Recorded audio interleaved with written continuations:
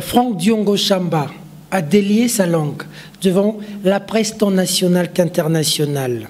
Dans son speech, l'opposant farouche à Kabila, récemment sorti de la prison centrale de Makala, a d'abord démontré au Chevalier de la Plume la menace qui pèse sur le pays de Lumumba. Une communication axée sur 3 éléments fondamentaux. D'abord, l'identité de Franck Diongo.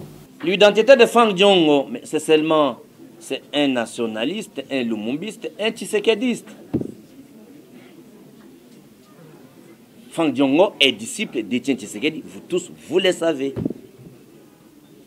Et j'ai le devoir de conscience, le devoir de vérité, le devoir de redresser. Quand tu vois Lumumba, quand tu vois Tshisekedi, c'est l'amour sans trahison de la patrie. C'est la démocratie, c'est l'état de droit. C'est la lutte contre les antivaleurs.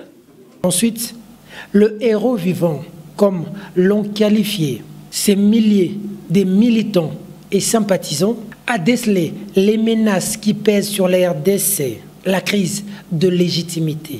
La crise congolaise est une crise de légitimité de pouvoir. Depuis 60, depuis qu'on a tué Lumumba, on a un problème de légitimité de pouvoir, c'est-à-dire des animateurs et de leurs institutions. Et pour les Congolais, ils pensent que dès qu'on résout les problèmes de légitimité de pouvoir, le problème est résolu. Non, on peut résoudre les problèmes de la légitimité de pouvoir, mais il y a d'autres facettes qu'il faut incorporer dans une recherche concertée, une approche mixte, et ça peut aider à la solution du pays. Ensuite, la géopolitique.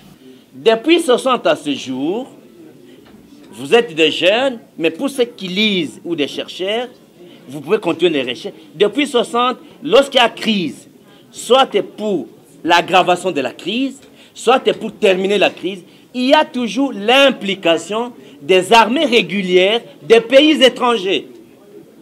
Vous vous rappelez, même à 60, ce sont les parachutes belges qui étaient venus. En 2018, vous avez vu que les Américains, les militaires américains, vous les avez vus.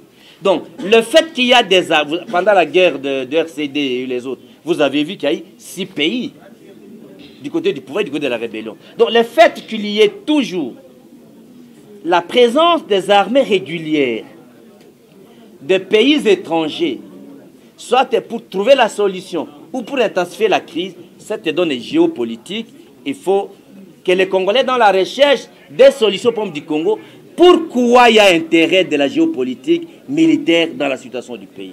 Vient la géostratégie. Enfin, le statut de l'RDC dans l'échiquier international. Il faut conjuguer la réponse. La crise de légitimité de pouvoir, crise géopolitique, crise géostratégique. Et le dernier élément, il faut mettre le rôle international du Congo et son statut particulier depuis 1985. Et là, quelle est l'information que je vous amène?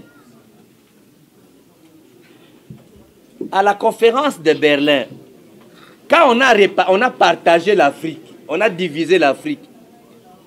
Congo-Brazzaville, on a donné à la France. L'Angola, on a donné aux Portugais, ainsi de suite. Le Congo, on n'a donné à aucun pays. Le Congo était indépendant du Congo. Et à la conférence de Berlin, aucun Noir n'a participé. Aucun Congolais n'a négocié pour nous avoir un pays grand comme ça. Il n'y a aucun Congolais qui a négocié. Donc, nous ne sommes pas le résultat de nos efforts. Nous devons prendre conscience. Pourquoi un géant pays comme ça? Et nous n'avons pas demandé. Mais ceux qui ont fait ça, ils ont fait ça pourquoi? Pour le 4e point, le Congo est une copropriété à 3. Les autochtones, les multinationales et les puissances étatiques. C'était ça les sentiments. Est-ce que ces statuts-là, on l'a quitté ou il y a encore, bien que nous sommes indépendants? C'est un débat chez les scientifiques. Après ce large tour d'horizon, Diongo pose le pied dans le plat sur les enjeux de l'heure. Pour le MLP, il n'y a qu'un seul président, c'est Fachi. Quelle est la position du MLP dans la configuration politique actuelle? C'est clair. Premier élément d'affirmation. Il n'existe pas de président de la République en RDC. Le Congo n'a qu'un seul président après les élections ici. c'est Félix Tshisekedi qui est le président de la République. Le Congo a un seul président. L'homme banalise l'accord KHF-CC. Félix Tshisekedi étant le chef, c'est à lui que tous doivent rendre compte. Même si on ne connaît pas le contenu de l'accord, mais sur le plan analytique, est-ce qu'ils sont en cohabitation ou ils sont en coalition? Dans la coalition, s'ils sont en coalition, comment ça fonctionne? Il n'existe pas dans la conception de la coalition ceux qui ont peu de députés, ceux qui ont beaucoup de députés, ceux qui ont peu de sénateurs, parce qu'en fait c'est un sujet unitaire. Donc il n'y a pas opposition dans la coalition. Il y a d'une part l'opposition face à la coalition majoritaire. C'est ça dans d'autres pays de démocratie. Vous avez d'un côté l'opposition et de l'autre côté la coalition majoritaire. Dans la coalition majoritaire, il est vu de l'extérieur comme un sujet unitaire. Et le chef de la coalition majoritaire, c'est le président de la République. Et le président de la République, c'est lui qui est le chef de file, c'est lui qui donne l'impulsion. Il n'y a pas de centre de décision dans une coalition. Moi, j'ai besoin que le Congo décolle, mais il ne faudrait pas qu'on bloque le pays parce que on veut récupérer le pouvoir d'une autre manière. Non. À ce jour, donc, tel que nous avons dit, comme rédacteur de cette constitution, co-rédacteur de la constitution en vigueur, M. Kabila n'a aucun moyen de redevenir président au Congo. Il n'y a aucun moyen. Il est sénateur à vie. On ne va pas interrompre ce mandat de sénateur à vie. C'est non interrompu. On ne peut pas l'interrompre.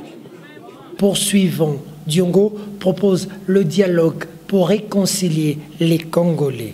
Le président de la République, au regard de la fracture que l'élection a connue, il y a des gens qui ont été exclus, des gens qui contestent, des gens qui acceptent, des gens qui pensent que les résultats octroyés que la FCC a gagné au niveau de parlementaire, et ce n'est pas vrai, on ne peut pas être sanctionné à présidentiel et gagner à parlementaire. Toute cette fracture-là, le président de la République peut imaginer comment réconcilier les Congolais. Est-ce qu'à travers un débat national? Est-ce qu'à travers un dialogue national? Est-ce qu'il faut un programme commun? Un programme commun pour réunir les Congolais. Donc la réconciliation est le ciment d'une société. Hein? Mais le problème qui se pose, la réconciliation n'exclut pas. Parce qu'il n'y a pas de réconciliation sans justice. Il n'y a pas de réconciliation sans justice. Le président Félix Tshisekedi, qui a l'obligation de s'inscrire dans la lutte de son père, qui a sacrifié sa vie pendant 36 ans du combat, dont lui-même est la victime, parce que Félix Tshisekedi a souffert dans la chair pour le Congo. Il a l'obligation, même l'impératif éthique, d'amener le pays dans un état de démocratie et de droit. Il a l'obligation de privilégier le peuple, tel que Papa Etienne nous a dit, le peuple d'abord. Fera-t-il partie du gouvernement Fachi? Le président du MLP répond. J'avais déjà dit ceci, Peter, et toi tu le sais. Au regard de la menace qui pèse sur notre avenir, sur le Congo, je vous ai dit que nous sommes un pays menacé. Au regard de nos richesses et de notre grandeur. Et la crise d'identité des politiciens congolais. Parce que j'ai commencé par donner mon identité. Parce qu'il y a le vagabondage politique, parce que les politiciens ont besoin de positionnement. Ce sont des situationnistes. Bon, on a profité, qu'est-ce que je deviens? C'est pas ça. Aujourd'hui, si par exemple une telle question m'est posée, me soit posée, qu'est-ce que je vous ai dit? Je consulte les partis et puis je viens parler. Si une telle question m'est posée par le président Félix Tshisekedi, moi je n'ai pas le droit de répondre. Je vais ramener la question au parti, le parti va décider. Regarde, toutes ces personnes ici, je vais laisser leur place. Donc, il faut voir qu'est-ce que la base dit, qu'est-ce que la population dit, qu'est-ce que les instances du parti décident. Donc, les combats de Franck Diongue, ce n'est pas un poste ou pas. C'est que le Congo gagne, comme Roxy a dit, le peuple gagne toujours. Le prisonnier personnel de Joseph Kabila n'a pas manqué de relater les vicissitudes et calvaires vécus en prison et plaide pour l'humanisation des géoles et amigos de la RDC. Vous avez vécu que jusqu'à aujourd'hui, je marche difficilement. Vous avez vu dernièrement, il y a beaucoup de gens qui ont pleuré. Au deuil de Chaloupa, pour déposer les gerbes de fleurs, j'étais incapable de marcher seul. Vous avez été des témoins. Vous avez vu que tous les Congolais ont été enrôlés. J'étais le seul Congolais empêché de force de ne pas être enrôlé. Même les condamnés à mort ont été enrôlés. Même ceux qui ont été condamnés pour les plus grands crimes contre l'humanité, à la CPI, ont été enrôlés. J'ai fait 2 ans et demi, je n'ai pas vu les rayons solaires. Donc, vous avez tout vu, même au niveau du procès. Vous m'avez vu avec une chaise roulante. Vous avez déjà vu où quelqu'un qui ne parlait pas, qui ne marchait pas, vous les jugez de 10h à minuit. Vous comprenez? Donc, ce n'est pas ma personne qui compte, c'est l'intérêt du Congo.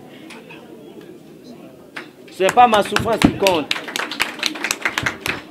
C'est pourquoi vous avez vu bien que je subissais de telles atrocités. Chaque fois qu'il y a un danger, j'ai noté, j'envoyais des messages pour l'intérêt du Congo. J'aurais souhaité que ceux qui sont au pouvoir aujourd'hui, ou la volonté qu'il faut suggérer au président de la République, c'est d'avoir un service qui s'occupe uniquement des prisons. J'ai mon ancien collègue qui est ici, votre collègue Peter Tchani. C'est mon ancien collègue de Makala.